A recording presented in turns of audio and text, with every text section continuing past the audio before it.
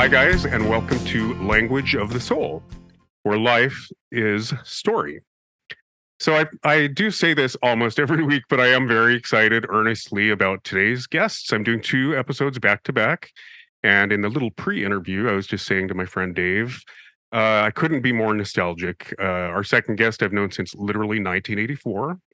And today's guest is a master storyteller and an amazing artist whom I greatly respect. And we have actually known each other since 1990, otherwise known as the Cretaceous. That internship was 1990. So anyway, he's one of my favorite people on the planet. We've kept in touch all these years, but I can't wait to catch up. We have not talked in a while, so we're using this opportunity to catch up with an audience or a listenership. Of course, I did a little research to see what he's been up to lately. So here's the part where I let you know a little bit about him in advance, and then Dave, feel free to correct me if I butcher your resume or your bio. Dave Zaboski is the co-founder and chief creative officer of Laetro.com, a tech-enabled community of the world's finest creatives, serving enterprise customers with best-in-class design services. He's a classically trained painter and was an animator at Disney, Sony, and Warner Brothers during the second golden age of animation. I call it the Renaissance, the animation Renaissance. He worked on Beauty and the Beast, The Lion King, Pocahontas, Aladdin, The Hunchback of Notre Dame, Hercules, Fantasia 2000, and others. We share a lot of those, by the way. He has illustrated several acclaimed children's books, including titles for Ken Dictwald, Dr. Deepak Chopra, finance guru Rick Edelman, or Edelman, not sure, and actor Paul Michael Glaser. We also share that accolade. Dave has created concept art for film and television, shows his fine art at galleries internationally, been the expedition artist in search of a lost temple in the Andes, totally going to ask about that in a minute, and painted for the Dalai Lama. Along with teaching workshops at retreat centers like Esalen Institute, Summit at Rancho La Puerta, Dave also contributed as a faculty member at Singularity University and NextMed Health conferences. Dave teaches creativity, leadership, innovation, and collaboration to entrepreneurs, makers and organizations around the world. He lives with his wife, Robin, and a small menagerie on a ranchette in Southern California. Welcome, Dave Zaboski. Woo! Hey, all right, thanks so much. Ranchette is something that we made up. I don't know what a ranchette is. I got the idea. Well, I've been there. We have small goats, so we have goatettes and ranchette. So, yeah, exactly. It's the same place I've been to in Simi Valley, right? Yeah, it's it's Chatsworth. Oh, it's Chatsworth. Yeah, beautiful. And I wish our listeners could see it, but you've got a beautiful studio behind you, which has evolved, I think, since I've been there. Oh yeah, it evolves all the time, and you might hear my dog, which is part of my menagerie here. It happens. He's got to participate. Okay. Yeah. Okay. Well, you walked away. Hopefully, the dog will step in for you. Yeah. No. Okay. Well, since there's no visual for this interview, I am going to be engaging in interpretive dance for most of it. Nice. I would expect no less. Yeah. Hey, it is super great to hear your voice and connect with you, Nick. It's been a long time, and we go back a ways. Yeah, that's putting it mildly. But on the other hand, it has been a while. I usually when I see a familiar face lately, I say, well, seems you've survived the ongoing apocalypse, or you're surviving the ongoing apocalypse. But I mean, I personally feel like everything's surreal. I have vague memories of the world pre-pandemic, but my world has changed immensely. So I would love to, hear what you've been up to. Of course, I did a little research on you. As I said in our pre-interview, went to your website, of course, read one interview with you, and watched half of a podcast. All right. So I think I know what you're all about, but I also don't like to make any presumptions. So is there anything in the bio that I botched? No, it's all good. I mean, reading an interview and half of a podcast, that's how my mom keeps up to date with me. So. Right. So yeah, pretty much what you need to know. I mean, I might go back a little bit. After I left Disney, I started a consultancy. You want to hear a little bit about how I'm doing what I'm doing right now? Absolutely. I mean, that is, I hate real general questions, but that's a good one. Like, what brought you to where you are today? I Yeah. mean, I think, as this pertains to listeners as well, is it's like your life is a series of connect the dots. You can have some mentorship, but especially in the ecosystem that creatives are in right now, it's really hard to find a path to follow. Like there's no long-term work at the studios necessarily. And so how do you build a career? And you kind of have to connect the dots.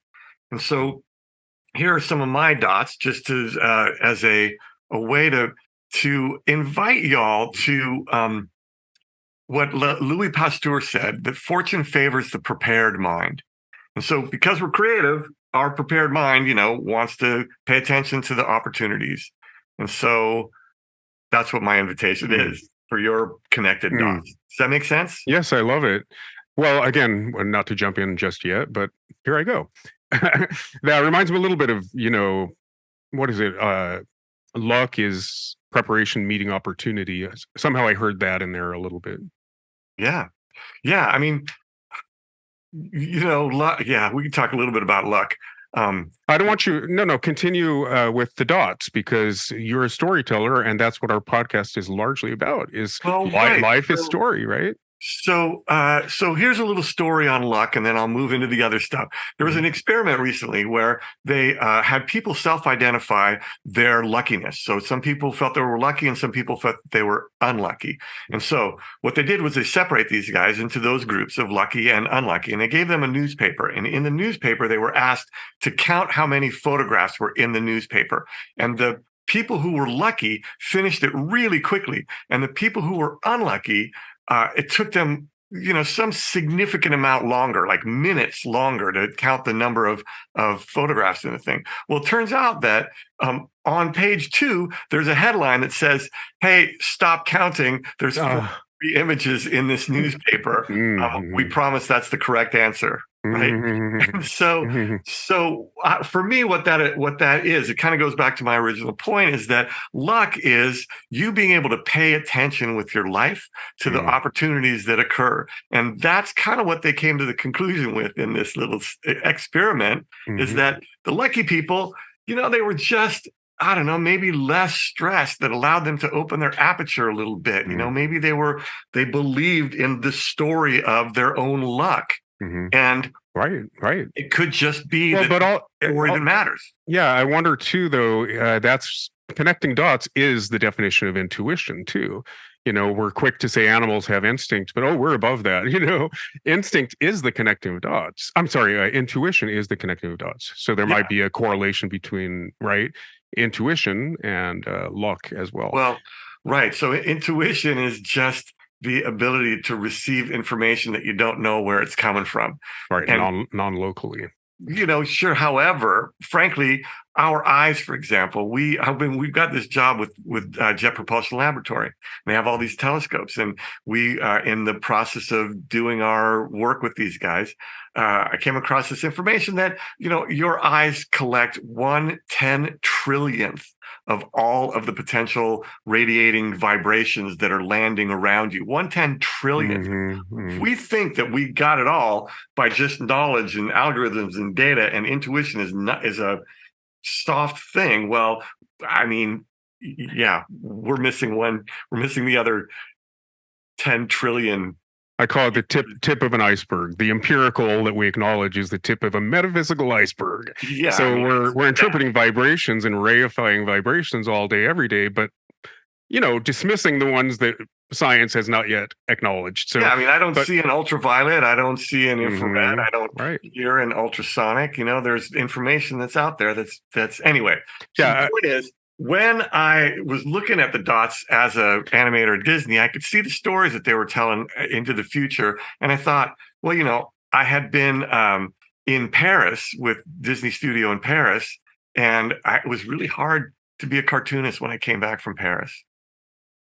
So I was part of artist development in Disney. So I was doing talks on how the animators look at being an animator, not just the principles of animation, but the principles of an animator.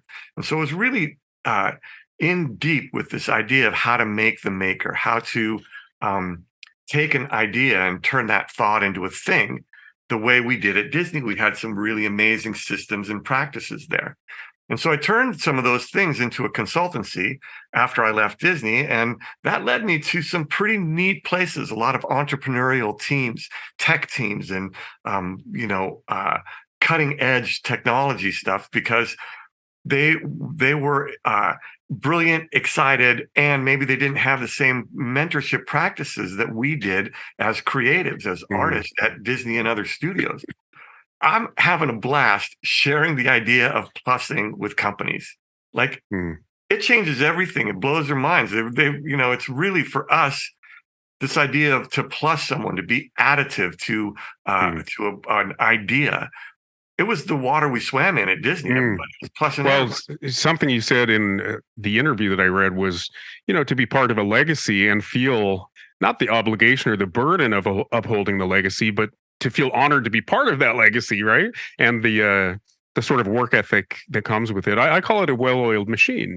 Disney's been around a while, and you feel fortunate to be part of the legacy, but you also feel inspired, right? Work should not be drudgery. If it's inspired work, it's the opposite of drudgery. It's energizing. Right. And so imagine, you've got this group of extraordinary creatives who have been tinkering with this idea that your love is part of your creativity.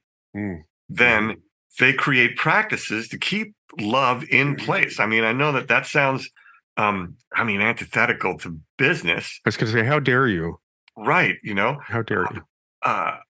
But it's a structural piece of both the, how we made our art and the culture that we were in. It's why I love you. It's like, we were in a place that that really created structures for our creativity to use the power of love as part of the mechanism that let us be excellent. Right? Like, you have to have emotion when you're creating. If somebody tells you suck, or there's this negativity around the emotional side of your creativity, it's like turning it's like turning 3 of the 4 propellers off on your plane. I mean, you could maybe keep going, but you go a lot better when you are operating in that healthy emotional place. Let me ask you if this relates. I'm going to let you continue the story, but of course, we're here to explore ideas too. So I am tempted to reminisce with you, and I would love to go back to our Disney days and talk about, and just go into a little more, because for me, I didn't really recognize how good we had it. I was definitely on cloud 9. Trust me, I was in heaven. And I've said many times, I didn't take it for granted to be inspired every day, right? When you walk in a workplace and you're surrounded by artistic genius and just master storytellers, but it felt like a family to me. In retrospect, I acknowledge and recognize what you're saying. Everybody was inspired all day, every day. And love is just another word for that. But I guess what I wanted to get to is I did a documentary once, or I planned a documentary that never got made, but I interviewed a lot of professional artists at the brewery and other sort of, in the Loft District downtown. I interviewed aspiring artists, meaning students, just a whole cross-section of people who identify as creatives. And I had a hunch that a lot of artists are internal and it's not safe to express themselves. So they develop this mode of expression that validates their existence, and it's a surrogate. And anyway, I just had a hunch that a lot of people did what I did. They self-expressed when it wasn't safe to do so without the surrogate. And then they were validated as a result. And that was that bore out in my interviews. And I actually did a survey. But so many of the artists, including my very, very young students, used the words, "Oh, it's my way of loving." The simple question, I would say, why did you choose the craft? And I, worded it that way intentionally. The craft of art or storytelling. Oh, it's my way of loving. I found that really beautiful, because you think it's unexamined, but they were pretty in touch with it. Yeah, that's beautiful. I would offer that the underlying mechanism is uh their well, I mean, it's kind of a chicken and egg, but it's their desire for mastery. Like you, I'd be my friend just popped over. Uh so it's at the heart of it, it's the pursuit of mastery. So it's not just artists who operate from love. The thing that I found is every single master of any discipline, and I would argue the martial disciplines as well, like the master assassin, as much as the master flower arranger, gets to their mastery because of love. Mm. They have a love for it, because somehow they love, whether it's pulling the trigger or clipping the leaf. Mhm. There's a, in fact, the guy who just won Wimbledon, one of the things that he said uh, was that one of the reasons I'm good is I really love hitting a tennis ball, right? So like you have to find some love in it. Nobody gets to mastery with by hating it. Right. Well, drudgery, as I said. But I guess I separate the craft, right? The craft that you master and to which you apply discipline, and from what's at the root of it all, which is interconnectivity, right? We're expressing ourselves to connect. So the surrogate that I was talking about is it's a form of connection. When you show work and you get validated, you move or enlighten or touch or impress. When you're young, it's just validation.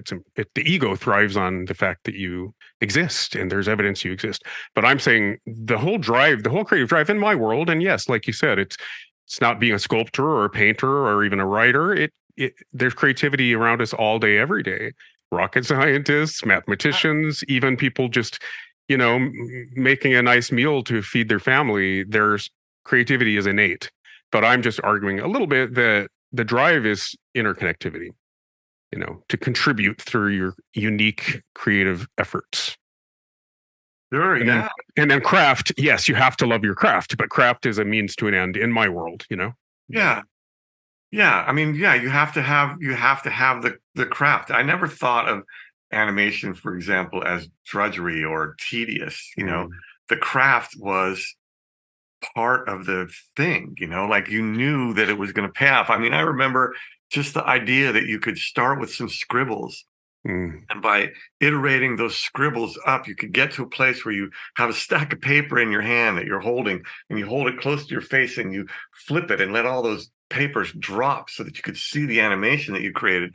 And suddenly those little scribbles are thinking, and you're just like, Mm. what the, like, the power of both the imagination from the inside to be able to turn a scribble into a thinking creature, and the imagination from the outside to be able to accept that those bunch of scribbles are a thinking creature. It's Mm. just it's a magic trick Mm. that It is. It's alchemy. Yeah. yeah, I mean, I think about it as slow magic, right? Like Mm. fast magic, here's a card trick and I'll make it disappear, right? That fast magic has a kind of trick to it. But slow magic is the alchemy. Love Slow it. magic is low heat over a long time instead of a flash in the pan. Mm-hmm. That's a little magician. I'm going to quote you. I've quoted you over the years in my teaching. I don't know if you know that, but I think it's related to what you just said a little bit. Uh, uh, and I always give you credit. And I say, my friend Dave says, Dave with Zaboski. Do you have a yeah, last I do. Of course I do. name? Just kidding. Zabosk. Yeah. I say, well, when we talk about, I think a lot of artists hit a wall with technique, right? If they don't have the technique and they have a concept they want to honor or even an emotion they want to express, but then lack of technique stands in the way, that's where they hit a wall. So I'm in my teaching, I'm such a big fan of just getting to know the creative process, whether it's the Wallace model or any of the traditionally accepted models of the creative process. Then the fear goes away, like, ooh, why do I have blank canvas syndrome or blank page syndrome? But the one thing, I think it's related to what you were just saying, that I quote Johan, is this idea of you don't go straight for the goal, you stalk it, right? So you vacillate between hot and, not to put words in your mouth, but the hot and cold is what I retained. And to me, that's the more intellectual, analytical part of the process, and then the more intuitive part. So people that love the concept stage because it's so energizing, but they effing hate rendering because it's more technical. They fear they've lost the initial inspiration when they have to render. But again, not to put words in your mouth, but I kind of teach like, okay, but if you understand the value of the technical execution, the rendering, you have to have faith that the initial inspiration will transpire, and you're just simply moving through, like you said, the hot and the cold and the intellectual and the intuitive. Yeah. Yeah, well, that's exactly it. Thanks. I mean, that's beautiful. I think you've retained it nicely. For me, when I think about flow, everybody talks about flow and getting in the flow state, and how do you find that flow state? I kind of frankly think that whole thing is bullshit. Overrated. Like I get that it's spectacular to watch somebody in a flow state, but when you're in one, you don't really care about it. You don't really know your first name. It doesn't really Right. So that and I appreciate the sort of transcendent nature of that state that is desirable to get to. But the second it's healing too. Like if you can get those theta waves flowing and quiet the mental chatter, that's, I feel like personally, maybe singers don't need to chant because they resonate in all the same chambers. Like you have that, your craft as a means of getting good at life, of nurturing the spiritual journey. So I personally value, like when you're plein air painting and you just lose yourself and the mental chatter quiets and you're in theta wave mode, that is your meditation. That is your prayer. That's your church. So it does have value, but in terms of getting shit done and finishing a piece, it requires both, right? The intellectual and the intuitive. Totally. Let me clarify. I'm not saying that the flow state is not real, because it is. Right. What I am saying is that the pursuit of it is bullshit. And I'll tell you, here's how you get there. And it's just what you said. It's oscillating between hot and cold. And so when I am oscillating, what happens is I go, all right. You oscillate on your own time, Dave. Yeah. I love the light coming off of the side of this building. Look at how it's warmer at the bottom and cooler at the top, and you start to just like get into the juice of it, and then you go, all right, well, it's cooler at the top, but what's the value range? And so you start, you go back to the cold, but both of them are just as exciting. The key is to get an oscillation going such that you go faster and faster between each one. And there's a film of Sorolla painting a grape with like 3 colors on his brush, and in a single stroke he goes right, and it's so second nature, right? The technique is so second nature, right? So he's like oscillating so fast that he has all of it in one single stroke, and that's the game to get to. And it takes a little time and a little space and a little dedication and a little heart, and so all of those things come into play. When you're drawing from the model, though, that is the best training, like you said, to get it all happening with a single stroke, because you are going between what you see and what you know, right? So you might just be feeling the pose, and every stroke contributes to the feeling of the pose. But then you're like, wait, what's happening with that arm? I need to bring in my foreshortening and my understanding of foreshortening, and use like passage to make something pass behind. Yeah, right. What's the shape of the deltoid, and how does it move into the bicep, and how's the pectoralis connected to it, and what's happening? Like all of those little things. I think I love this idea of the oscillation. That's where I play. I don't worry about the flow. But what I do think about is not going too far into one, like letting myself have a kind of bounce, right? So like I go into look at the color of the rose on that guy's cheek as it blends into his beard and gets cooler, and then look at how delicious that is, and now here's the mandible going into the sternocleidomastoid muscle, into the clavicle, right? And then I come back and go, but look at that blue. But is that the mandible shape right there? But look at that blue, right? And so you don't want to go too far into one and too far into the other. That's where the tedium happens. That's where the drudgery is because you have not allowed yourself to find that return to the balance, to the oscillation. Love it. So how to get to flow? Oscillate. So the goal is oscillate. It's like Deepak Chopra, meditate, oscillate. There should be a bumper sticker. Totally awesome. Anyway, I agree with you, but again, in 20 years of teaching, it's like I've learned more by watching not just the different relationships with the creative process in my teaching, but the lifelong artistic journey. I keep in touch with students and I see where they land, and it's a journey. But of course, in teaching, I gently offer that, the goal, I think, is for all the technique to be second nature so you can feel that you're expressing yourself.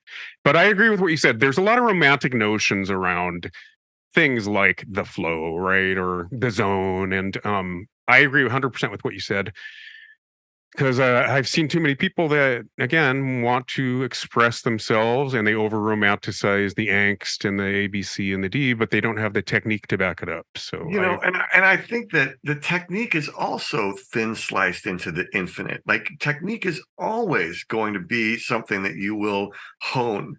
Like, there's never even, I'm a pretty good draftsman, but I'm going to study with a master draftsman to get better at draftsmanship. Mm-hmm. I think that there's, let me tell you another little story. That is the spirit of the podcast. Right. So let me share a story. Why I share these stories is because there's a sort of lesson at the end that I think applies to the conversation. So, neat thing that happened to me, and this is how I learned this thing. Let me share this experience with you to share this learning. It goes like this. I'm at this fundraiser. I'm sitting at a big table at a fundraiser, 10 people around the table. I'm sitting next to this older gentleman, and we're having a conversation about creativity, and we are falling in love. Like, we just love creativity. We love the process of it. We're just, on fire. Nothing at the table is relevant to us. We're just like going after the ideas of art and consciousness.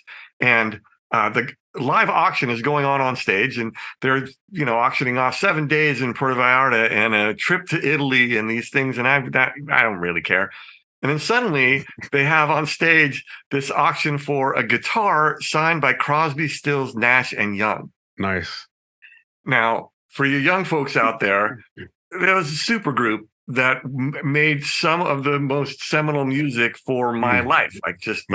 Amazing music that moved my heart and changed my mind about life. I'm sure you all have music that does the same for you. Crosby, Stills, Nash and Young did that kind of thing for me. And so they go, so this catches my attention while I'm having this conversation with my friend Steven here. And they go, yeah, signed by Crosby, Stills, Nash and Young. And if you guys don't believe me, says the woman on stage, let me just verify it. And she walks over to our table and she shows the guitar to the guy sitting next to me, Steven Stills. Oh, man. And she says, I was hoping you'd say Neil Young, but okay. She says, Steven, is this guitar? And he goes, you bet your ass it is. And then, did you not recognize him? How does that happen? That's not a thing for me. I don't really have, I listen to the music. I don't know. Yeah, I don't know what he faces looks like. It's not, it doesn't, it's not in my, on my paper route really to kind of follow that stuff. I like the music. I love the music, but I don't necessarily go to the concert, or if I do, I'm too far away, or I don't follow the magazines. Anyway, the point was I didn't recognize him. And I looked at him after everybody cheered and she went away and they sold the guitar for, a ton of money. I was like, oh, fuck me. You're Steven Stills. Right. And he goes, yes, I am. And I was like, all right, Steven, listen, we've been having a great time tonight, but can I have like 2 minutes to just fanboy for a little bit? Just like, I'm going to lose my shit here for just a minute and then I'll be cool again after. But let me just thank you for being the soundtrack to my awakening, right? To being the voice of my inner pain and desires, to let it come out. I want to just say thank you for bringing that music to the world. It has made a huge difference in my life. Wow. Thank you. Right. And so then I was like, all right, cool. Is that cool? I mean, I don't want to embarrass you anymore, but are we good? And he's like, yeah, we're good. Let's go back to it. So anyway, we struck up a friendship after that. I went to draw him at his doing some recording sessions and things like that. And I remember being at a party chatting with him once. And he said, I said, hey, Steven, like you've played Teach the Children 3 million times in concerts everywhere. Like, are you ever up on stage thinking like, oh yeah, I got to do my laundry. Oh yeah, here's the, here's the bridge. And shit, did I leave my keys in my car? Like, do you ever, Right. like when you're, you've got 30,000 people or 100,000 people at a stadium show somewhere. Are you like, where are you with that? Do you ever kind of like feel like, oh, I got this? Or is there an edge you're always looking for?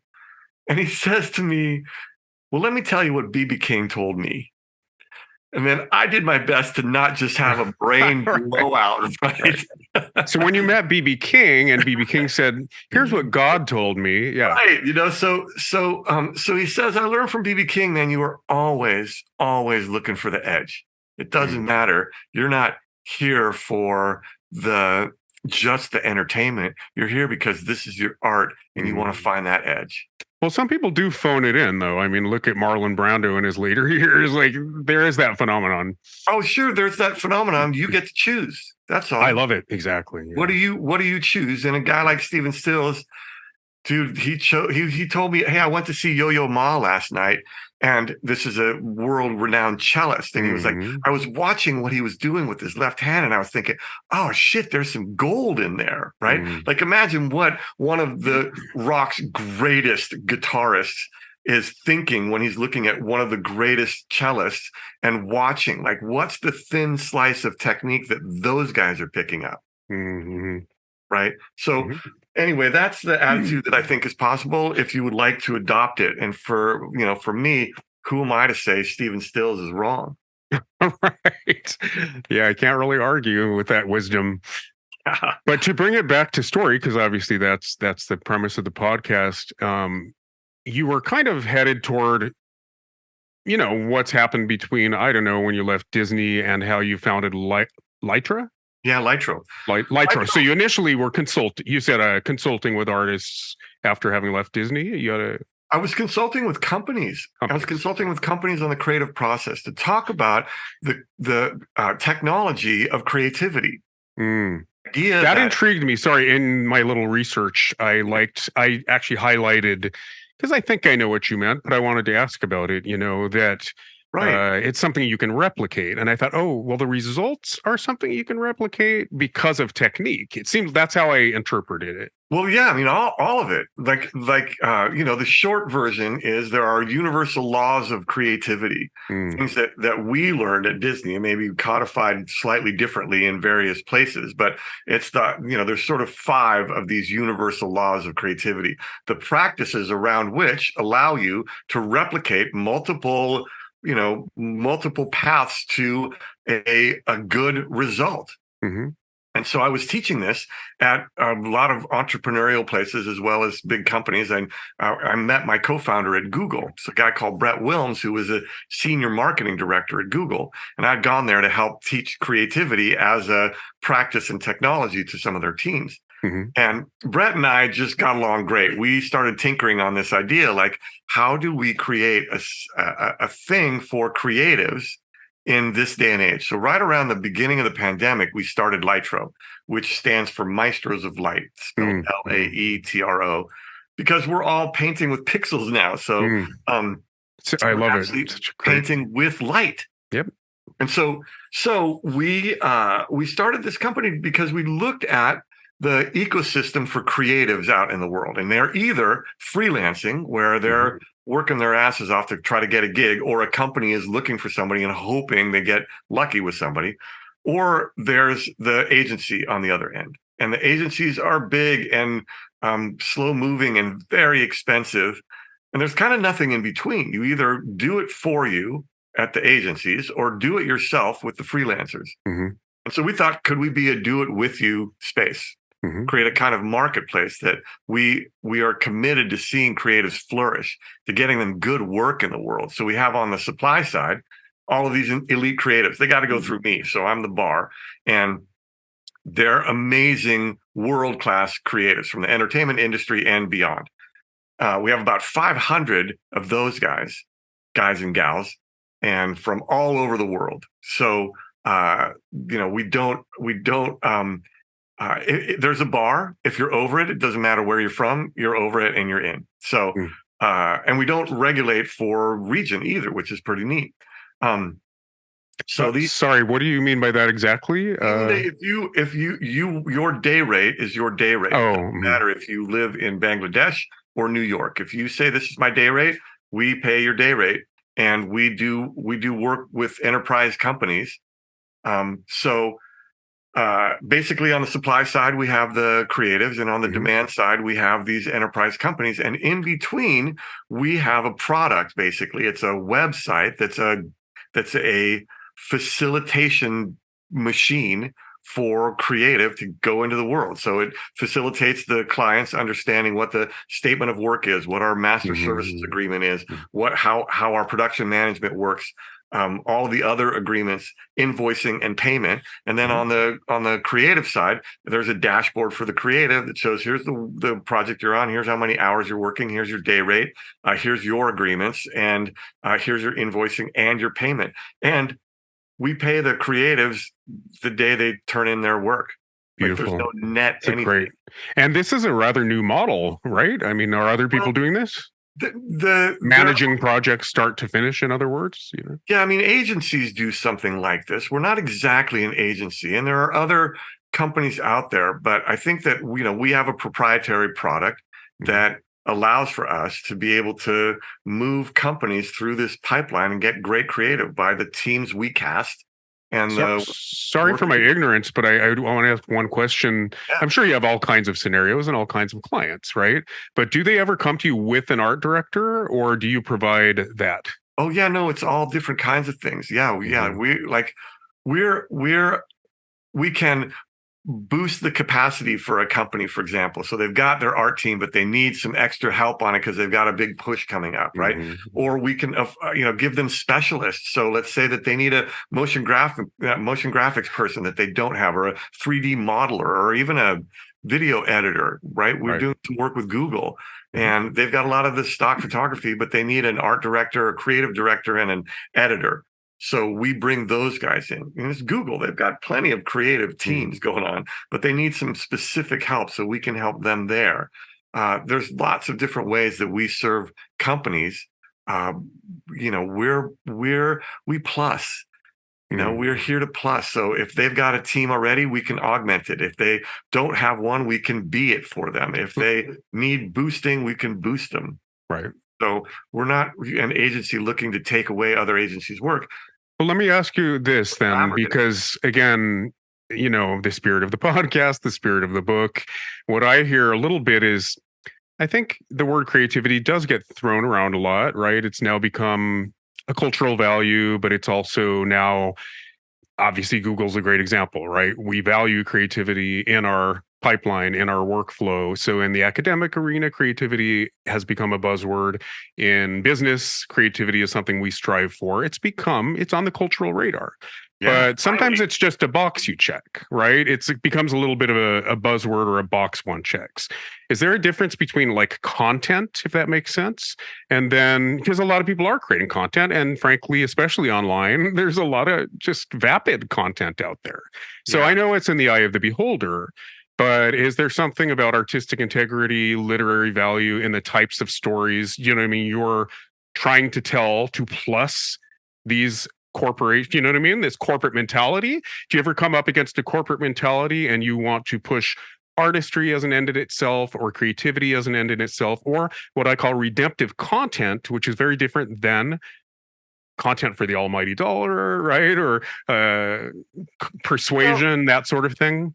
You don't want to put words in your mouth. That's what that would be my dilemma. I'm gonna roll back a little bit, and let's talk a little bit about capitalism, because there are some prejudices, it sounds like, inherent in that the corporations aren't bad or evil. They're made of people. Corporations are made of people. They're not a person, but they're made. Well, I was going off of the idea of plussing, and I thought, what are the ways in which one would plus? And I know more creativity is something I've heard you know what I mean? More creativity. That's kind of why I went off on that particular view of. I'll bring you back around. You stay with me. It's like this. So there's capitalism, which is the best system on earth to allow a good idea to rise to the top. So while there's a lot of shit that happens with capitalism, it is the best system we have so far to be able to let somebody in Nigeria who comes up with an idea to make plastic into bricks that can fix the potholes and maybe even make houses for the people who are scrambling through the biggest dumps as part of their daily living. She can rise up and create a company that makes a difference in the world and create self-sufficiency for individuals. So capitalism is the best system for that. And if you want to check out, there's a documentary coming out called Earthbound, which is exactly that story. So keep your eyes open for it. So the challenge is that capitalism right now, as it stands, is shareholder capitalism, meaning that the only reason for a company to make money is to accrue to the benefit of the shareholders. And that has caused a lot of problems. Now, there's another kind of capitalism called stakeholder capitalism, which means that the company's mandate is to operate to the benefit of not just the shareholders, but the benefit of the stakeholders, which could include employees and community and customers. Marianne, have you ever listened to Marianne Williamson talk about this exact topic? Yeah, there's a lot of good people. Well, the paradigms are shifting, because she would say love, which you've mentioned several times, was literally never mentioned in a boardroom, right? Until companies like Trader Joe's, who talk about keeping their employees happy and, coming from a place of love. And I just think there's a whole new vocabulary now. Well, so there is a new vocabulary, and it maybe falls a little short of love in the business world, but affinity is not a terrible replacement for that. Love it. So what you have, because of this sort of emphasis to move, at least unofficially or spiritually, towards some more stakeholder capitalism, meaning that if you're a bad actor in the world of corporate, malfeasance, your people are going to know about it. And so you're going to get dinged for it. So what's starting to happen, and this is what comes to this point of plussing, is that people are more purpose-driven now than ever. Thank you. Yes. Right. And companies then have to be more purpose-driven because their employees are purpose-driven. So E and I would add B, right? So diversity, equity, inclusion, and belonging are a big deal now. And I think it's great because it's about time. So when creativity is sort of coming up to the ranks of being a cultural thing, dude, you and me, we've been in the creative world for our whole lives, right? It's just like it's a 30-year overnight success, right? And so the idea of creativity being a technology, that it is also something that we can use practices to keep that affinity in place. It seems like a synthesis, right? The pendulum is, just to jump in, what I hear and a lot of that, because I am going back to the 90s when you and I first met in 1990, and I do think the pendulum swings, but this sounds like a synthesis of two false, right? Seemingly mutually exclusive ideas, but they're really not. So I would argue, actually the early 90s, wow, that's when, and again, I taught college for 20 years, so I kind of saw the difference with each incoming generation. I have 22 nieces and nephews, and they want no part of what they would call capitalism. They want no part of the man or the rat race. And so they're all about finding one's unique, authentic voice and then contributing it, all these very romantic ideals, right? But I'm just pointing out that, I remember for 5 minutes in the early 90s, right around the time we met, there was Water for Chocolate, Il Postino, Life is Beautiful. There were a lot of little independent films. And for the first time, distributors realized, oh God, there is a public appetite for independent films, foreign films, art house films. And that's when the Miyazaki films started to become, distributed by Disney. So I saw, as I was surrounded by people like you, several friends that I'm no longer in touch with, that were sort of riding the wave of the age of Aquarius and the reemergence of spirituality, personal spirituality, not institutionalized religion, right? So for 5 minutes, all that 80s airbrushy stuff, right, disappeared, and you saw really earthy, if that makes any sense, kind of earthy, more art-oriented consumer products. Anyway, then I think with social media, it shifted back to consumerism. I mean, majorly. So I like the idea that they're not mutually exclusive, and we can now begin to integrate technology and self-expression and artistic integrity. Does that make any sense at all? Yeah, well, I mean, Like I the think synthesis. that's where the shift to stakeholder capitalism is exciting. Now, I don't think we're going to shift from a structural standpoint, but we can make a shift from a kind of mentality standpoint or spirituality standpoint, right? Like companies are not suddenly going to go, oh, we're not going to make this $100 million because it might, impact this pond of ducks. Like that's probably not going to happen in the near future. They're going to kill the ducks. But I guess that's what I was hinting at about the early 90s as well. The green movement, they called it, was that was just starting to get on people's radar, Right, but everything is, waves coming up a beach, one wave comes up a little bit and then it goes back. You're talking about the pendulum, Yeah. But I do think like consciousness is continuing to evolve. And so when you think about, let me tie this into a couple of other threads here, because one of the things that I love about stories is triangulating them against each other in the information that they carry, or maybe weaving them into each other to see the greater tapestry that one particular thread of a story only carries one part of. And so, for example, let's look at the industrial revolutions. So we have the first industrial revolution. This is an advent of something in the culture and society that changes everything. So in the late 1800s, you have the first industrial revolution, and you have steam power that basically magnifies our capacity to use horses to move things, right? So we magnified horsepower.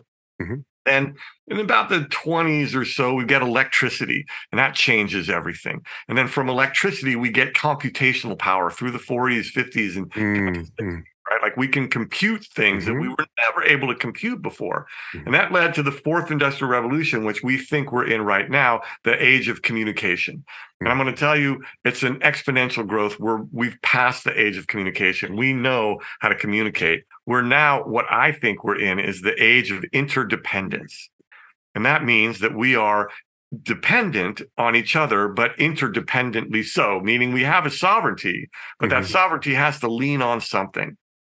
And so this age of interdependence means that like a guy in Wuhan can leave a window open and the whole world has to deal with it. So companies are interdependent. Teams inside of companies are interdependent. I was having this conversation, something that I posted on LinkedIn, from somebody who was like, how's the sales team doing? Because are they closing the deals? Who's your closer? And I was like, God, who's the closer? Sounds like kind of mafia oriented, but what do I know? But I mean, like that's the way business looks at things. Like everything's siloed. You've got your sales team going out hunting, and they've got a closer on their team, right? But no, man, that guy closes because one of our contractors is super sweet to our community and makes them feel welcome, so that when we have a request, they're super responsive, right? So they're closing because of her. They're closing because of an engineering team that's making an amazing product and slapping down bugs 100 times a day. The engineering team will never meet the customer. The customer doesn't even know the incredible benefits that the engineering team is doing for them. We're so siloed that I think now that if we can start to think about interconnectivity, then we can support the guy who's out there who's out there sharing the product or service that we do as a gift for somebody such that they'll pay for it. Right? So he's not there to be a closer. He's there to be an opener, to offer this opportunity to somebody, to be able to have our whole team back them. That's where the interdependence comes in. That's where plussing comes in as a cultural piece.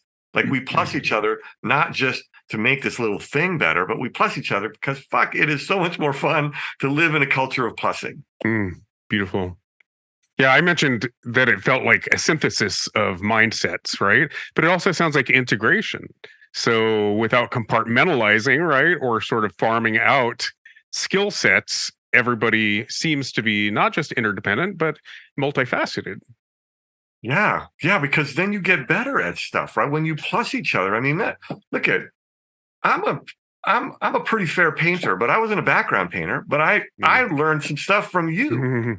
You Well, know, you used the term painting with light, and I thought, how many times in my teaching? I mean, it's a metaphor only, right? But painting with light, that was the name of the game. Like in painting for film, just a matte painter or a background painter, everybody knows your whole life is spent making sure your darks don't crunch and your lights don't blow out because yeah, there's this polarization that happens for film. So I right, call it painting with light. Every color note in your on your canvas has to represent something, right? So light equals color equals form. One right. doesn't exist without the other. So every color note represents an ambient light or a key light or a fill light or a rim light. And so you literally, with my students, the whole journey is painting with light, kind of Yeah, understanding how light affects yeah. form, right? Anyway, but I think it's a You see metaphor. my underpainting here? I do. Beautiful. Yeah. And that's actually a study next to it. So that one there is also Right. a painting. Wait a This, minute. So this one that's the right. grisé, that's the underpainting, and it's going This, to, this is the study right here, okay. and this is the grisé. This is Right, right. the underpainting. So you do a little almost color key before you approach the painting, in other I words? wanted to experiment because I love this man who I'm doing the painting of. So I wanted Mm, to explore the subject first and kind of loosely figure out what it would feel like. Um, beautiful. that the point of that was that. What was the point of that? Color, well, Laetro, Yeah, look at painting with light. this idea of mastery. You one thing I will say is you know too much, but um, the yeah, we're not going to kill you for it, which is good. Um, Yeah, that never but ends well, does it? right, again, knowing too much. Right. But because what happens when you're in a culture of plussing, right? So when you're in a culture of plussing, to plus each other is to be additive to the trajectory of the idea. Right?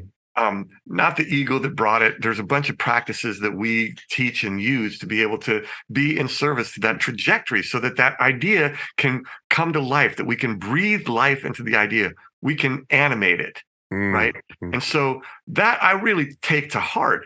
We animate ideas, but in the process of it, what's really exciting is a little bit of stuff rubs off on everybody. Yeah, exactly. Well, and one hopes in the workplace you learn and grow every day, right? Right. So mentorship is like it's Mm, not just a two-way street. It's a network, a web work of of support. The idea of plussing becomes this cultural piece that raises all boats. Like if mm, you want to be great at what you do, you learn how to share and be shared with. You know, beautiful. Hmm. like I worked on a scene on Pocahontas where John Smith is hanging from a tree and he's saying, "Well, you know, it's kind of like this," and he's sort of using his hand, waving it in a circle. And you know, the human hand is the most beautiful, perfect, and complicated Mm. device in the known universe, right? Mhm. And drawing it 24 times in a second, doing a kind of gesture is pretty tricky. And Mhm. so I did a rough pass on it and I showed it at dailies, which for y'all out there, dailies happens weekly. It's where we show the scene that we're working on this week. And all the animators get to see all the work of all the animators so we can plus each other. And so I show my scene and this one animator who I have huge respect, an amazing animator, he has his own studio called Duncan Studios. I Ken know, Duncan yeah. comes up to Ken, me yeah. and he goes, "Hey, Dave, I saw that scene. It looks pretty good. Would you mind if I showed you what one of the nine old men showed me about how to draw hands?" And I was just like, "Are you kidding me? Right, Oh my God. right, right. Yeah, heck yes, please." Right. So in 5 minutes, he showed me what Ollie Johnston showed him about Mm. how to draw hands. And, you know, It's like, I, do you mind if I relay what Caravaggio taught me? right, exactly. You know what BB King told me about Right, playing? right. And so that kind of thing is, you know, back to our very first topic is, you know, being prepared for the revelations. You know, Mm. I could have been, "Hey man, I got this. It's my Right. fuck off," right? Or I could have, you know, been in that plussing state, which he was in and I was in. Mm. And it's like, awesome. Yeah, man, I'd love for you to plus me because, again, back to what you were talking about before, I'm not competing with Ken. Right. He's on my Rece- team. yeah, I'm receptive. competing. Well, in my teaching, that's to be honest, you know how Art Center, you and I both went there, right? Yeah. And it's got a great reputation, and I still sing its praises, but the legacy is slipping a little bit, in my opinion. It's shifting, you know, I mean, the they whole still legacy. got voted top art school in the world. The thing that I think you're getting at is that they teach you to be the one. Well, it's the culture is shifting, and we can do that. That's another podcast. We'll do an episode on that. But I guess what I had to really, so you know, the reputation traditionally with Art Center is like, oh, they kick the shit out of you the first week, so your pride goes out the window. That's kind of, you know, the myth is Really? that our art, yeah. Oh, I don't remember that. No, neither do I. But that is the myth that Art Center so bad. Yeah, Art Center kicks your ass, and then you're humbled, and then you start to learn. And so that's, you know, we both had Carmian and Hogarth and all these old school guys. That's the only, you know, and then there's a lot of horror stories like, oh, so and so took a piece and threw it on the floor and stomped on it. He threw it off the crit rail. You've heard the horror stories. Totally. But you and I didn't really experience, and that was a little overblown. My point is, with my students, I notice resistance, and it takes many forms. Some people use humor because it's very vulnerable, right? Until you develop that quote unquote thick skin, which is not what people think, right? It's very vulnerable to express yourself and then put it on the crit rail and open yourself to literally criticism. A crit is a critique, not a criticism, but it's very vulnerable until you grow out of that sensitivity. So again, resistance takes many forms. Humor, sometimes it's defensiveness. I taught for 20 years. But what I noticed is the whole learning curve there is for everyone in the room to understand, like you said, we're not competing with one another. We're competing with our own potential, if anything. Totally. And we're all here to fucking help each other. Yeah. So nobody kicks the shit out of anyone, but you relinquish your pride because you realize we're all here to plus one another, to help one another. Right. This is what I say when I go into a classroom is I say, look around. These are not people you need to assassinate. These are people you need to uplift. You're going to be in the career with these people for the rest of your lives. Yeah. And that got creating sort of a really nurturing, safe is overrated, but a real nurturing environment in my classroom got harder and harder because social media, kids got clickier than ever. 22-year-old kids got clickier than ever. So I'm the old guard is like, can you guys just say hello to each other when you walk in the room instead of staring at your phones? Like getting them to trust each other and not be clicky got harder and harder. It's fascinating. Right. Well, look, that's the one thing is to understand that you are in this career with each other and that your acceleration is going to depend on your gracious generosity. We're so lucky to be raised. I mean, I did my hard labor. I did concrete with my dad. Del Taco. I wore a polyester hat, for God's sake, at Del Taco. I was a kid who had plans to change the world, but you know what? I could wear a polyester hat and be the best Del Taco employee that ever was. I worked at Aaron Brothers all through school. When I got to Disney, man, it didn't even enter my mind to be competitive with anybody else because it was the best thing that had ever happened to me. It felt like a family. It was just so hard to do the things that we had to do. You didn't have time. You didn't have time to be competitive. You were just learning all of the time, but so was everybody else. So was Ollie Johnston and all of those older guys. You know, when we talk about this stuff, we teach practices for keeping these things in place. So for example, like how do you live in that critique world? Well, you know, we have a practice called committed but not attached. Craig Nelson talks about how you got to make Craig the amazing painter. You know who that is. Oh, yeah, of course. For those of you out there who want to look at Craig's work, he's just a brilliant, brilliant illustrator and painter. He says, you make a mark with the full strength of your being, believing that it's correct and knowing that it's probably wrong. Right? That's conviction. Right. So there's this kind of commitment, but not attachment. I love it. Well, in life, right? That seems to be the goal in life. I mean, look, non-attachment to the micro and critique or the macro to your life. To be committed and not attached is the path of the master. Yes, exactly. Right. That's the one who says, oh, you didn't like this? Fine, I'll make something better. And I can always keep doing that. So you get to pick when you want me to stop. Did you happen to read the Four Agreements? Oh yeah. I have them on my? They're right here.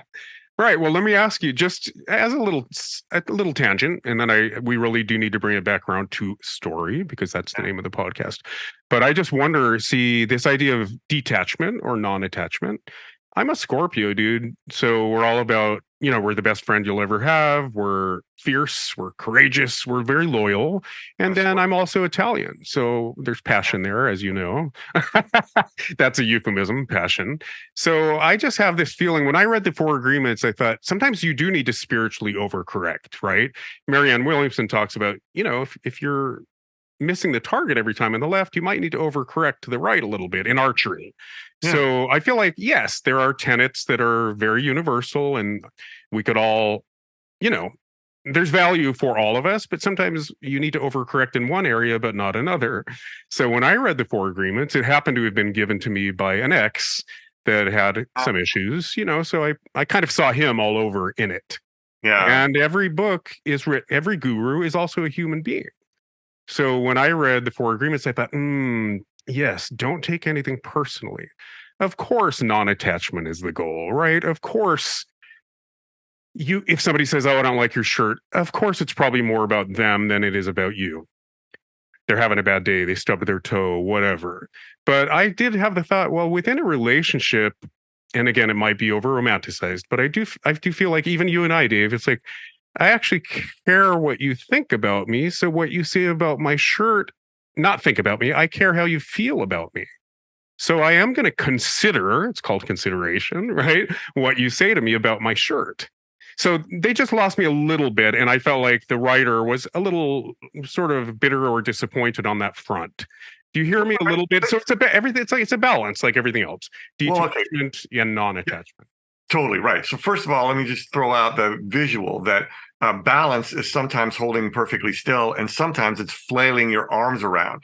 So that is on an as-needed basis. Flail on an as-needed basis. Right. So you might be flailing at times, and you might not. So the poles are oscillated again between. Mm-hmm. So that's the first piece. But no man is an island, is my point. No man is an island, and that's what interconnectivity is giving a shit about what your loved ones think about you and how they feel about you. But let's go back to your shirt.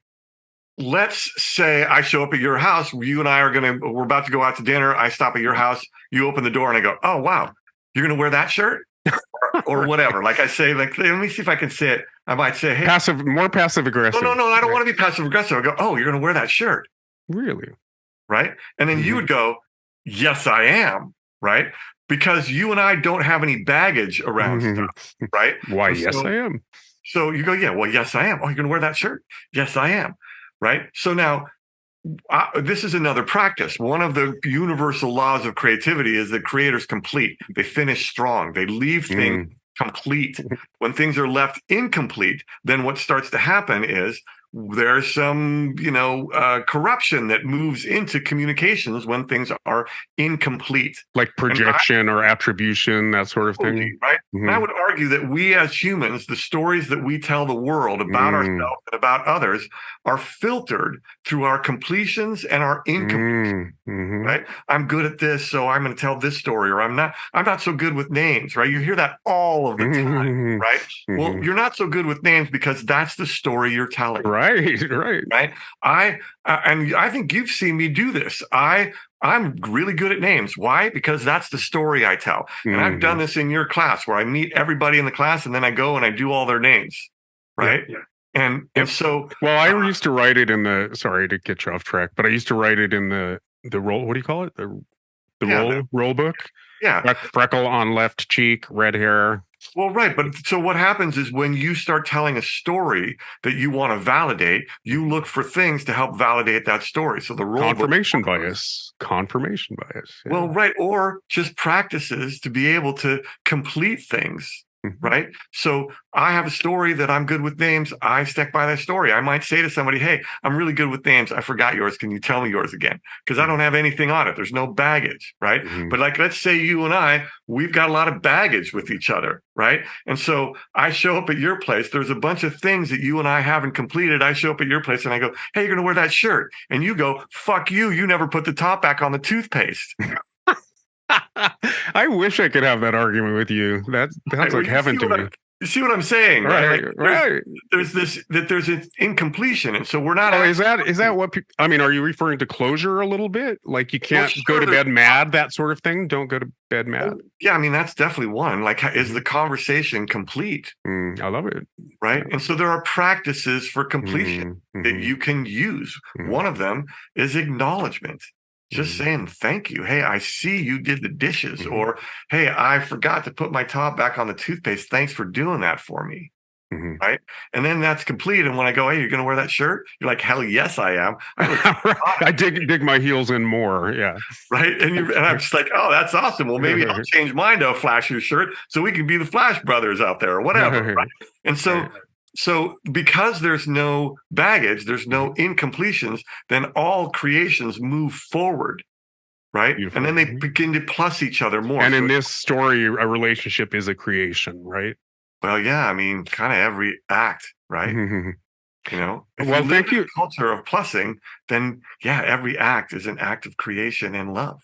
Beautiful. Well, exactly. Every moment. Well, again, one of the premises of the book is thank you, by the way, for tracing it back to the stories we tell ourselves, right? So culturally, society creates narratives, right? Oh, we're the land of opportunity, right? We're overcomers. Just ask the Westward Movement, you know, or you name it. We have a culture. They're all just stories we tell ourselves. And tu parles français, you speak French, so you know l'histoire is the story and history. It's the same word. Right? Yeah. Latin, it's the same word. History, story. So individually, and I would say on the macro, culturally, we're just the stories we tell ourselves. Yeah. And the empowerment is, oh, I get to write my own song. I get to tell my own story. I get to swap out that lens. Yeah. But I would go further and say that is in every moment, we get to reframe our narratives. And Marianne, our friend Marianne, would say, it's usually a shift from fear to love, right? If you take that breath within a moment and say, I'm going to rewrite this narrative, I'm not going to let those warbly records replay in my head. You take the breath, it's usually a shift from fear to love. And I just share that because I love her quote that a miracle is a shift from fear to love. And that's related to storytelling, right? Because screenwriting is fear and love. You're playing on the audience's fear. Right? You fear the protagonist may or may not achieve his or her goal, but you hope and fear is screenwriting. Anyway, I'm clearly trying to bring it back to story. Can you tell? Well, but I mean, if you think about this, let's look at the word miracle. This is the story of the word. Mir is to see. So a miracle is an act of seeing something that you hadn't seen before. That was revealed to you. Miroir. Is miroir mirror related? Miroir. Yeah, mirror. Like to see. Wow. To see. Did not know that. Like in Spanish, mira. And a mire, is a mire related? Like a bog? I think a mire is a bog. Yeah, no, not at all. It's not at all related. Never mind. No, completely not. Get it out of your head, boy. So this idea that you know, does it come down to love? You know, I mean, yeah, eventually everything does. Well, I think in every moment, if you're in line at the airport and you're wishing things were other, right? Circumstances were other than what they are. Sometimes you just have to have faith, right? But that is the shift a little bit from fear to love. When you find your compassion and you stop judging the person in front of you, that is largely a shift from fear to love, which is what we call compassion. Right. And I mean, I think there's a bunch of different ways to call it, and sometimes people have a challenge with that, and that's why affinity is a word that I like. I love that. And the idea is that just what you're saying is that there's an acceptance of the state. And so when I accept the state, acceptance is on the line towards love. Like perfect unconditional acceptance is what we would call love. So at some level, when you can accept what is so, as fucking hard as it is, then, because nowadays it's pretty tough, then you can actually then find a way forward through completing it. So for example, did you ever read The Power? Sorry to interrupt you.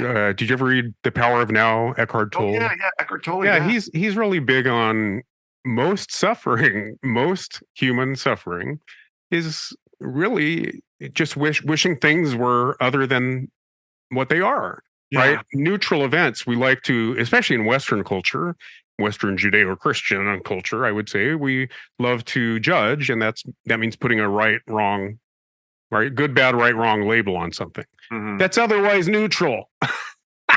Well, I mean, look at, that's this 3-pound wet lump in our cranium is receiving all kinds of information all of the time, and we are interpreting it based on the stories we have been told and we tell about the world. You know, there's this beautiful phrase that says, first the dishes, then enlightenment, right? Then the dishes. Oh, I love that. In the trenches, got it. Right, Bring it back to the trenches. So the idea that everything is beautiful all the time. Well, I mean, sure, you could, if you could receive the world as it is. You know, these are all practices. So, well, Mother Teresa, it is related, trust me, but she once said, you know what? I didn't see evidence of God for 20 years, but I did the work. So, you know what I mean? You get glimpses of divinity, but that's what faith is I just love that. She didn't see any evidence of God for 20 years, but she did the work. She did the dishes. Do you follow? Faith is just a trust in life. To trust in yourself. For me, it's like, I trust myself to survive A, B, C, or D, right? If you think of relationships as a risk or love as a risk, you know what? I trust myself to survive whatever, come what may, you know? There's another great quote. I would pray that things come to pass just as they are. Right. Or the universe is unfolding exactly as it should. Yeah, there's some shit out there that's tough. Here's the game. Especially this week. Yeah, it's a tough one. Right. Here's the game that is the master's path towards enlightenment, the committed but not attached. You know, I once had a really terrible heartache. I was actually in France for it. Just a train wreck of a relationship. It was just an utter, total, heartbreaking disaster. And in this one moment, I realized that, holy cow, I created all of this. Of course. This mad disaster, this heartache. Like, I will never be this low again. Well done, Dave. Hey, you created something really special here. Congratulations, man. Like, it took, look at the connecting the dots. Look at how hard you worked to make this a total heartbreaking disaster. Look at the that you put in place 2 years ago to land in this terrible spot, standing in front of Notre Dame Cathedral, watching fireworks explode and color the sides of the cathedral with being lit by a full moon, reflecting in the waters of the Seine, and watching two-headed figures walk everywhere in the most romantic moment in the history of life on Earth, and being as lonely as you are right now. Holy shit, Dave. Well, fucking done. That is a story right there, my friend. That is a vivid story. Well, but we talk about taking response. You know, somebody that's a pull yourself up by the bootstraps mentality would say, you know, take responsibility for your choices that led you where you are. A slightly more quote unquote spiritual person might say, everything's a learning experience. Growth only comes through, you know, transformation only happens through adversity. I wouldn't put it, you know, have it any other way. But the truth is, our thoughts and feelings, you know, the lens that we've been talking about, determines what we attract from the universe. And instead of having like a laundry list of grievances, what if you just looked at everything like, yes, not only did I invite this or invent it, but it's helpful to act as if you did. You know what I mean? Act in every moment as if you chose this. Yeah. Yeah, how would that be? I think it would change the world. That's anyway. And to trace it back to the podcast, it's like, I don't have any answers, but I love contributing to the dialectic and to the conversation, and that's my contribution. But I do really, on some level, I mean, again, Ayn Rand would say, well, art, creative efforts, stories are the metaphysical mirror, right? Society takes its temperature at any moment through its art. You said that. That's a quote from you as well. As a cultural value, though, let's just assume for a moment we learn more in the narrative realm than the didactic, which there's plenty of evidence of that. Persuasion only goes so far, because when you're faced with persuasion, you tend to dig your heels in and fall back on your confirmation bias and your identity politics, whereas storytelling tends to bypass all that resistance, and you kind of change minds by touching hearts. A lot of cliches here, but I do feel that storytelling shifts paradigms, and that extends to policy and social reform way more than persuasion. I wouldn't be doing it otherwise, and everybody has their gifts. So thank God for activists. Amen to everybody's individual gifts. I'm passionate about storytelling, and it's my religion, and I think you share that religion. Yeah, well, let me offer this, that story is a data delivery device just as much as a teaching moment. I think that's what you mean by didactic, right? Yeah, like exactly. I'm explaining this to you. One of the things, or even persuasion. Sorry, right? One of the things that we found that is, I think, really exciting, and we found this. There's a study called experience design. Experience design is the basically study of transferring information to other people through experience. And one of the things that we found is that you can't just tell somebody some information, but what you can do is you can drive their experience to the present. And in that present, you infuse it with a story that has to do with the transformation you want them to have. And in that delivery of experience, what happens is they have to incorporate that experience. They have to incorporate that experience into their consideration of how the world is constructed. Right. Where they don't have to do that with a didactic or, a sort of persuasive delivery of something. But they do. So is it like there's cognitive dissonance they want to resolve and fit it into their worldview? I mean, there's a bunch of different possibilities. It's right in front of you. Seeing is believing, right? Yep. And so you have it makes it immediate, or it provides a framework. It sounds a little bit like it provides a framework. Yeah, I think there's also multiple touch points: physical, mental, emotional, spiritual. Instead of just lexicographic coming in as words, there's all of these other touch points that happen. So there's a truth to it, because you're experiencing it. There's a truth to it that is only found in experience. Now, this is where story comes in. If I tell you a story, I'm describing experience. If I do it well enough, you can actually share some of this experience with me. If I'm doing it through a movie, you actually experience the trauma, the adrenaline, sympathetic systems that happen in your body that are real from the inside out. And so, we look at storytelling as a way to somebody said to me, hey, why do we need to hire Laetro for this storytelling? We have data. We don't need story. And I was like, oh, no. He was like, yeah, we have data. Data's math. There's no math to story.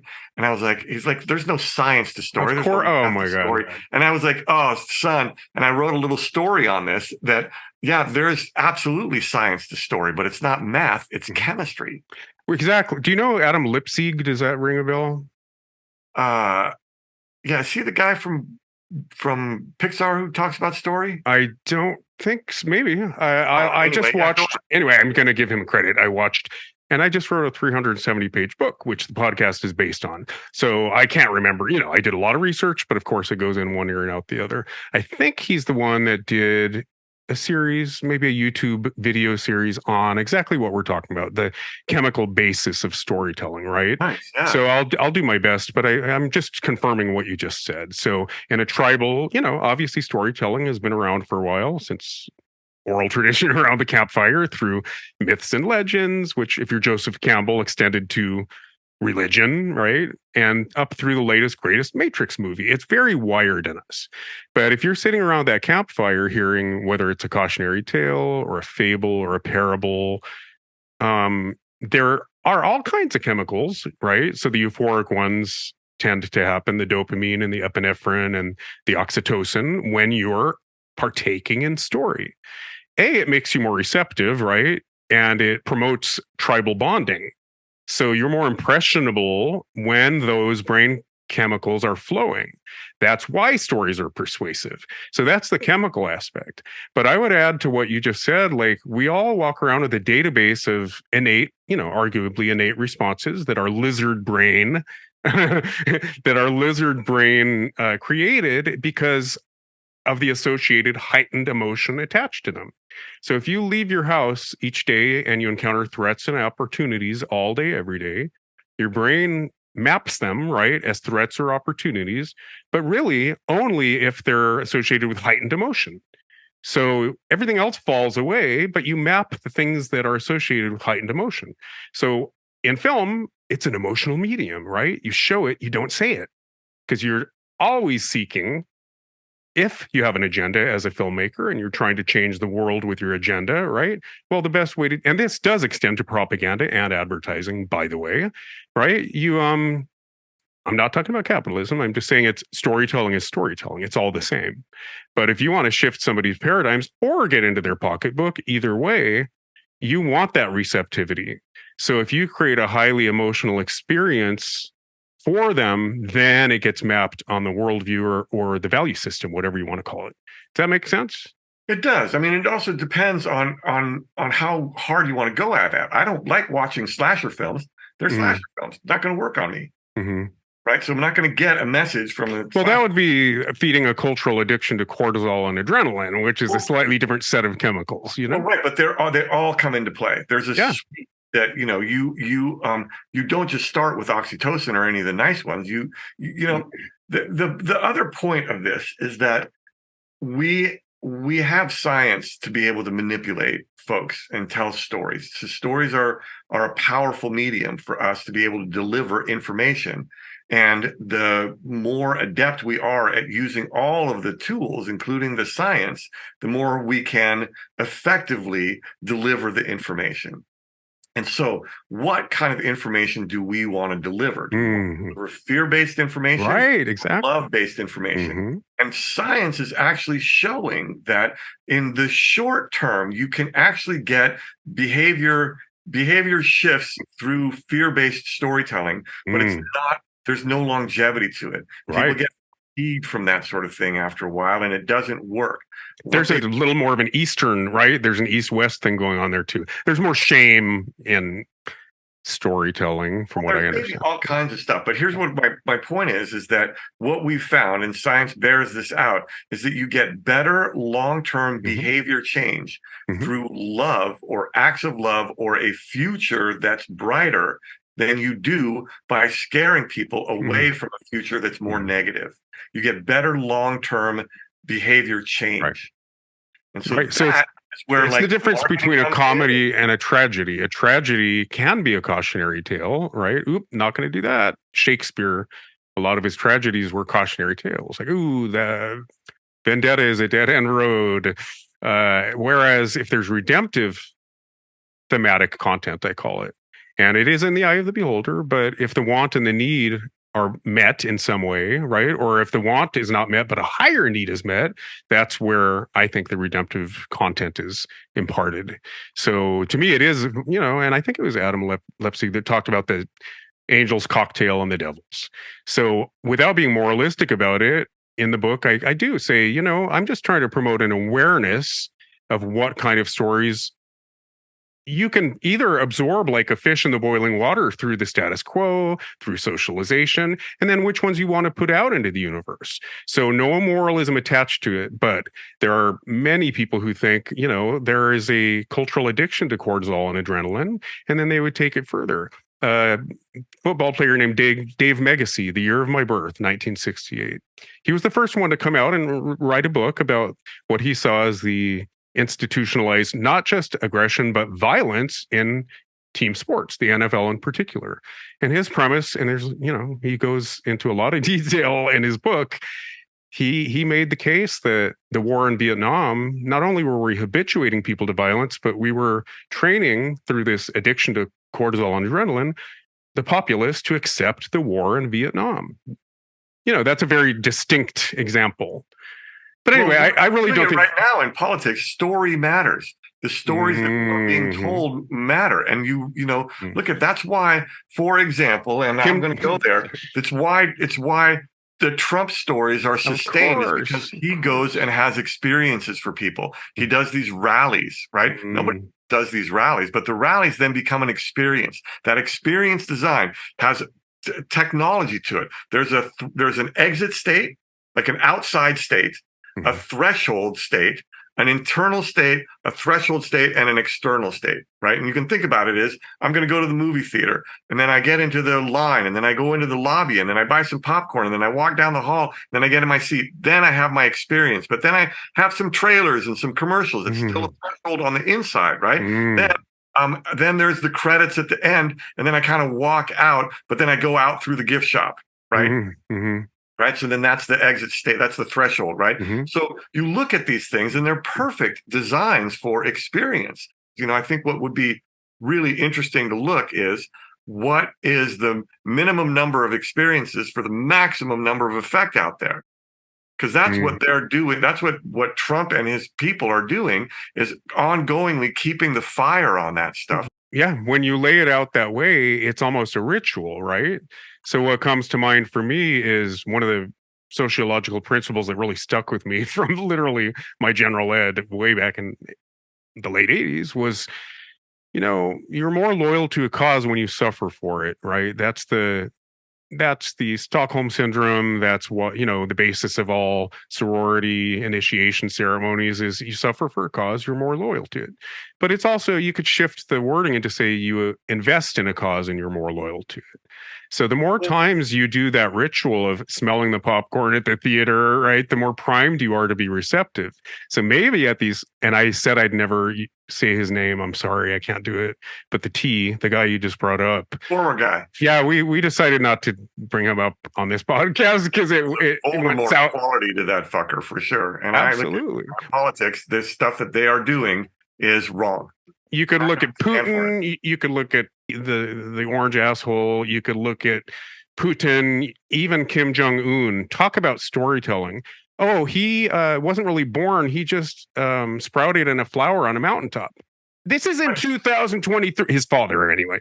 So that's the power of story. And so there's a lot of mechanisms that go into play on that. We talked about some as the thresholds, but like reducing education, creating, places where those stories are going to stick, because those stories have consequences for the people telling those stories. They give them more power. And so knowing story is one of our antidotes to those things. Right. Well, that's why I'm doing this podcast. Right. I call it an awareness of the stories we absorb unexamined, again, like crabs in the boiling water. So there's no moralism attached to it in terms of the content you put out. In my world, there's no good, bad, right, or wrong stories to tell. Let's just be aware of the devil's cocktail and the angel's cocktail we referred to earlier, but also in the stories you choose to consume as a consumer, and that extends to, we as artists, Dave, I'm guessing you and I questioned the status quo the minute we came out of the womb. We're rebels without a cause. That's not everybody. That's not with a cause. Right. Thank you. Yeah. Cause is love and beauty and harmony and interconnectedness and interdependence. And so there is a morality to it. I call it ethics, but yeah, I get you. Yeah, whatever you want to call it. Nazism, for example, is bad.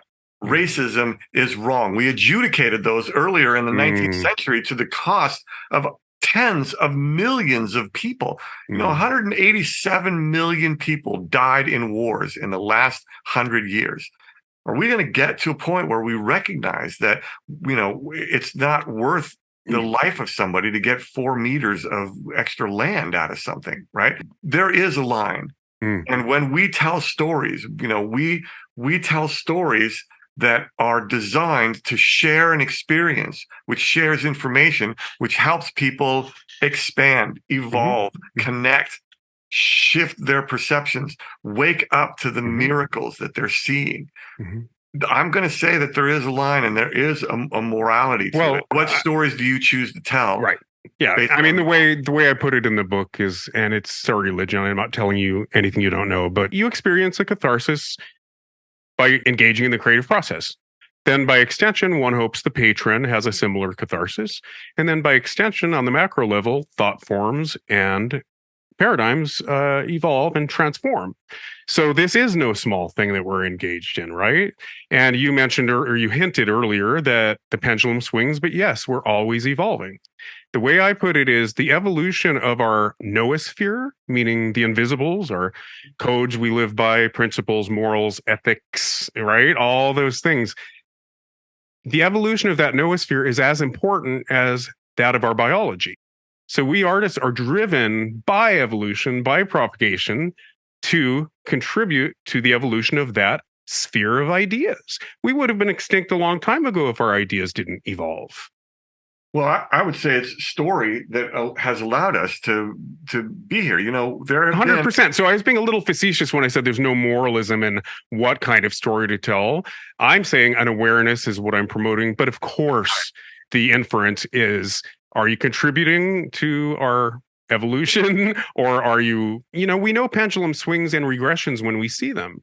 The Taliban, for example, and what's happened in Iran. And, we know what personal liberty, you could say that came in with Sophism and the French Revolution and the American Revolution. That's when the whole idea of personal liberty and individualism came to the forefront. But you know what? We're not going back.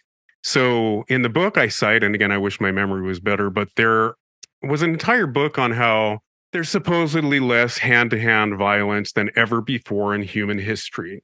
Now, people that see the glass as less empty will say, no, it just looks different. Now it's just the slave trade and the skin trade and oppression and all these things. Then there's another book that argues against that and says, okay, but literally hand-to-hand violence, we're no longer really competing for resources. There's not as much of a scarcity tribal mentality. So we actually are evolving. And that's where our faith lies, to give a shit and bother and not throw our hands in the air in futility. I've got to get up every day. I don't want to give up on humanity or the planet. So I know you got to trust life. But so let's look at some evolutions that we can actually track. And I'll share one with you, is that when you look at the evolution of story, you can actually see it evolving in our time. And that we have had, you mentioned Joseph Campbell earlier, right? So Joseph Campbell was, sort of codified a lot of ways of looking at story, the hero's journey. Of course. An idea that you have this hero who gets a calling, and then he meets this old guy. The old guy sends him on a quest.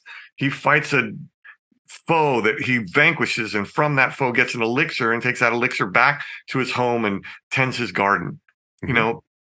It's a beautiful story, and we're seeing an evolution of it right now. There's a philosopher called Joanna Macy who calls this the evolution towards the kindred quest. So we have had our singular heroes. That hero's journey has been in our zeitgeist for 75 years now, right? 50 since the power of myth in the 70s, right? And so this idea of the hero's journey has been around for a long time. We've all had our hero's journey. We're all pretty versed on this idea of hero's journey. But if you look at our stories, the stories that we tell, they start with these singular heroes: Superman, Batman, Lone Ranger, Flash, and then every time a new one came out, it was a singular hero that came out that had a special, inimitable skill. And so now you look at this evolution. And I'm gonna, since you love this stuff, I'm gonna weave a really brief little bit of science into this. In 1977, Star Wars comes out, the epitome of the hero's journey. Right. Story, and Lucas has pretty much come out and said, I modeled it after the hero's journey. Right. Yeah. Same year, 1977, a guy called Ilya Prigogine wins the Nobel Prize for something called dissipative structures. And that is that there are organic structures where if you add energy to organic systems, they will harmonize in a particular way. And then you keep adding energy, they'll break into chaos. If you keep adding energy, they'll reharmonize at a higher level of organization. They dissipate and they have structures. where the fuck does that intelligence come from? Like, is that in the fucking water? Holy cow. Right. That's amazing, right? Sorry, my language. I get excited about It's that. non-local.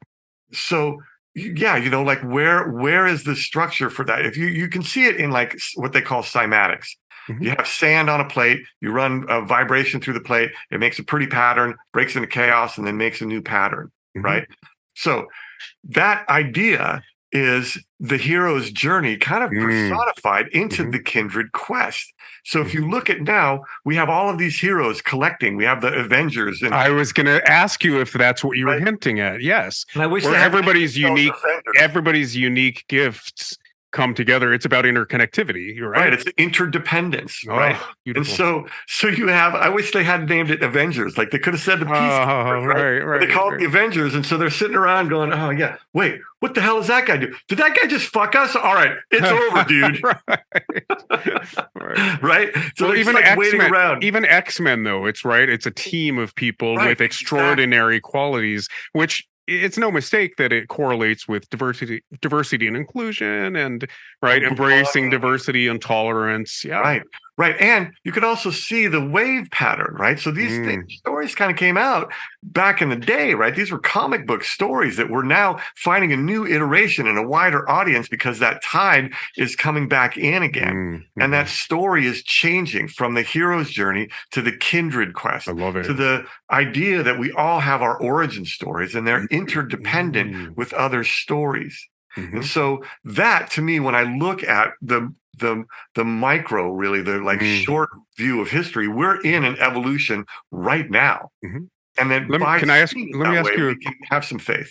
I'm so sorry. Let me ask you a question on that front. I think you would agree some people are kind of lucid about the spiritual journey and others are kind of on autopilot or bumper cars, I call them. But eventually, we're all learning similar lessons, just in a different order. Anyway, that's my premise. But it does seem like some people, until they're on their deathbed and they want to make good with God, they kind of ignore spiritual opportunities for growth in some ways. A moment ago, you hinted, I believe, that there is the idea of origin stories, right? And then by extension, there are stories more to do with our interconnectivity. So it sounds a little bit like historical baggage that we inherit. So I have this, view. It vacillates, but in my 20s, I thought, some people were lucid about the spiritual opportunities thrown in their path, and other people were more on autopilot. Right. Then I grew out of that, and I thought, no, everybody's learning the same lessons, just on a different schedule. And anyway, I go back and forth. But what I would say is there are a lot of people that are living unexamined lives, right? And it's been said the unexamined life is not worth living. So those that are kind of walking around like bumper cars or on autopilot or sleepwalkers or zombies, whatever you want to call it, isn't it possible they're sort of acting out the historical baggage, or even in terms of epigenetics, the idea that we inherit our inclination toward depression, for example? There's a lot of cultural or historical baggage. Epigenetics proves more and more that if you don't get your hands in the clay and recraft those methyl groups, that are in your DNA, and then pass on the newly crafted ones to your children, you are perpetuating a lot of tropes. First of all, know theseuton, know thyself. That is the one kind of mandate to life. Know thyself. Not just the know yourself, but know the thy and thou. But know your past. Know the baggage you inherited from your parents was my point. A lot of people are acting out their pipe dreams of their parents unknowingly. They're acting out, again, what they were born with, that they didn't see any capacity beyond that.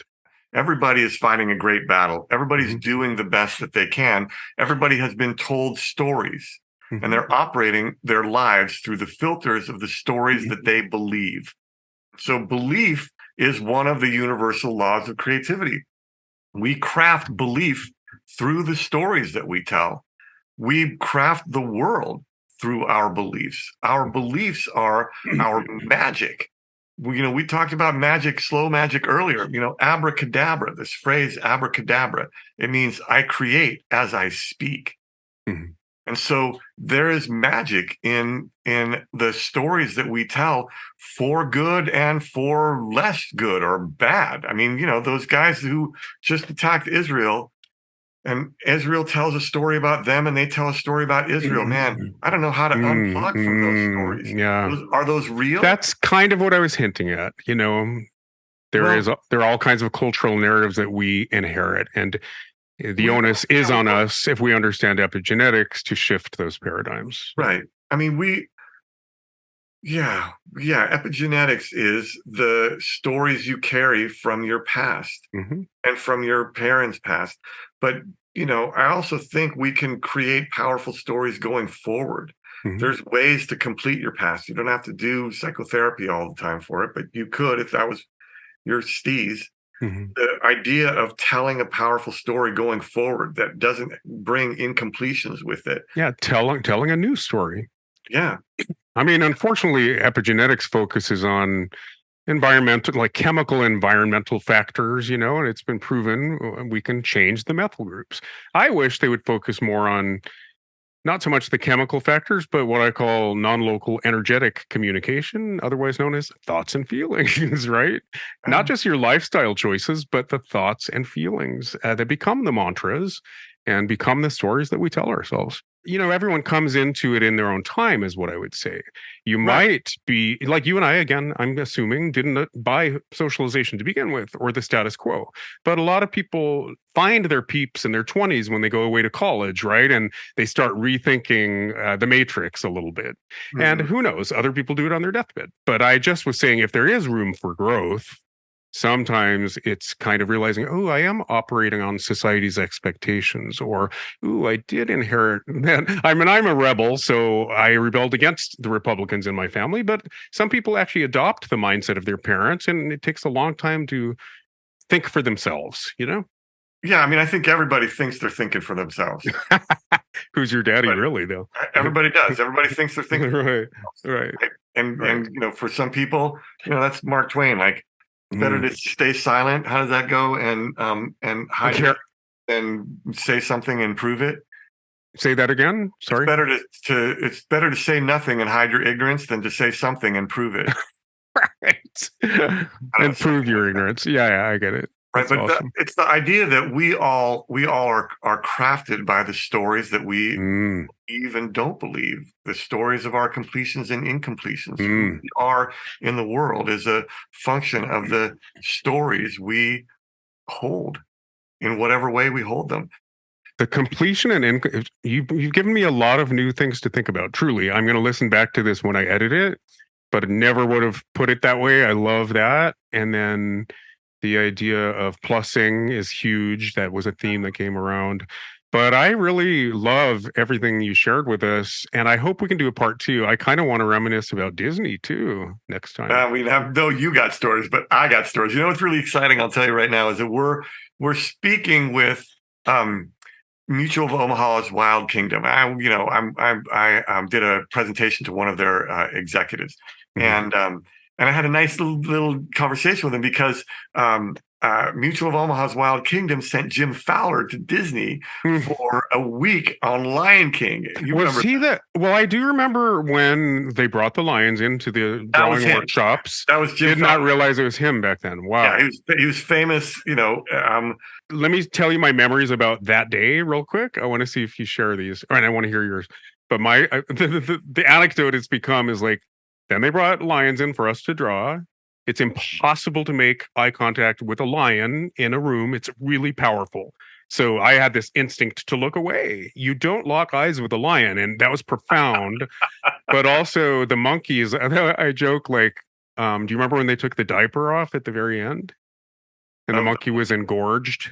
Oh, yeah. Yeah. So it was like, oh, how good of you to take the diaper off in the last 5 minutes. Would you like some monkey with your genitals? That's what I remember. I'll never unsee it. Yeah. Well. All right. What do you remember about that day? And I did not know it was Jim. Oh, yeah. And so Jim is 6 feet 4 inches tall. Just the strapping dude, big baritone voice. He's passed, hasn't he? Passed away, yeah. Okay, yes. But he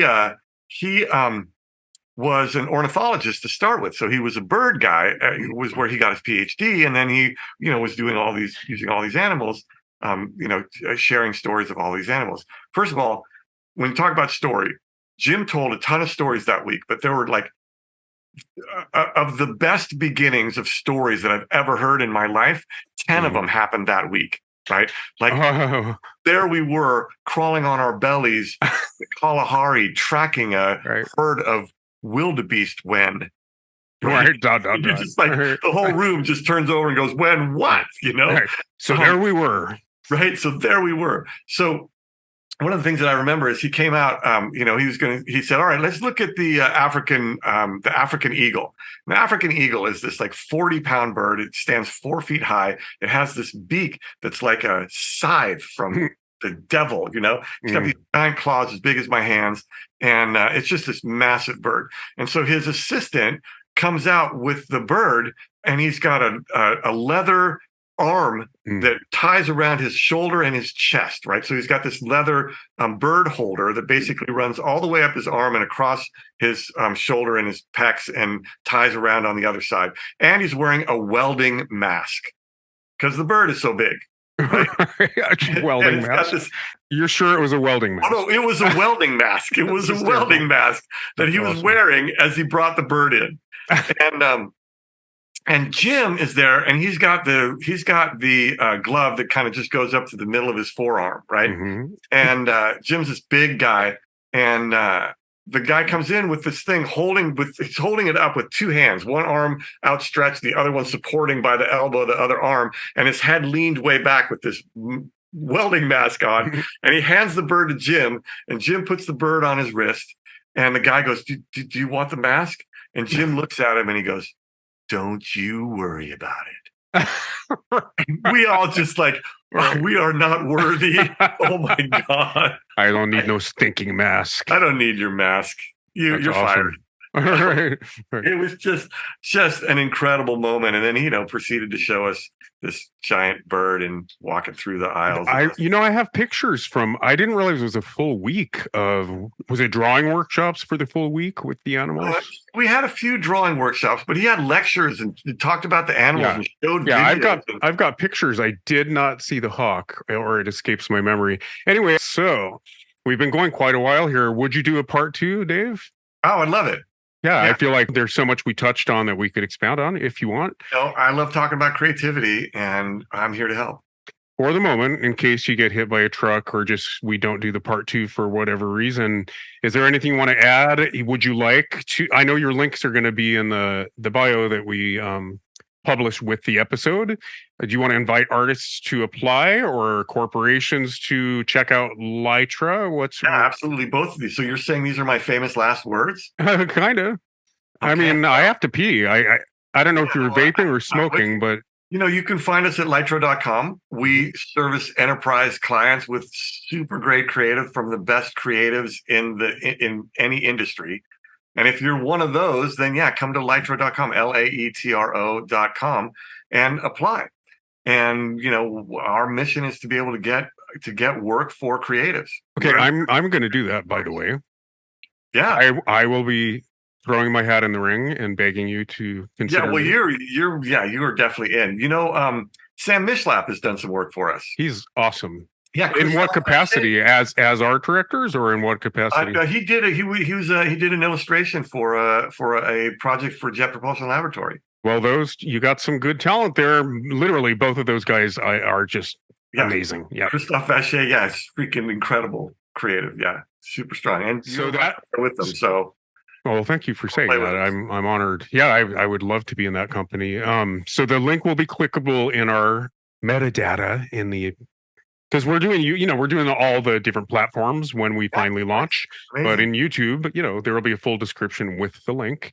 Anything else you'd like to share with the peeps? Any parting words? Keep the faith. Faith is just a trust in life, and creativity is in your blood. I really do think it's a tricky moment to stay on the planet, right? And not feel the weight of the world and to feel futile, right? The world is a smaller place. And when you watch the news, it does take a lot to get up in the morning. So thank you for saying that. Faith. I love it. Yeah. I mean, look at feel the news. You Mm. got to feel it. The shift is on us. We're the storytellers. Here's where I might end this. We're the storytellers. My question to you is, what story are you going to tell with this one wild and precious life? To borrow from Mary Oliver. Like, wild and precious. What if it went well? Right? What if the world went well? What stories can, listen, there have been 100 million species on planet Earth in the 4 billion years that we've been here. 90% of those species have gone extinct. They'll never return. There's 10 million species on Earth right now. One of all of those 100 million species tells stories. It has an experience that it codifies into knowledge. That knowledge becomes wisdom. That wisdom catalyzes a culture. It creates beliefs. We have this incredible talent, this 1 in 100 million species gift to tell stories. What are you going to do with it? That's a call to action right there, man. To embrace your humanity, do what we're good at. Anyway, Dave, I'm going to leave it. Those were beautiful words. I'm going to leave it at that. Wait, my mic, I dropped it around here. Hang on, let me grab it. You dropped your mic. Exactly. I'm going to leave it at that. That was beautiful. Thank you, Dave. All right, it's a pleasure, Nick. Have a great rest of the day. Amen. You too. All right, take care. Bye. And I'm going to end with our little sign off by saying, remember, life is story. And we can get our hands in the clay. Individually and collectively, we can tell our own story. See you next time.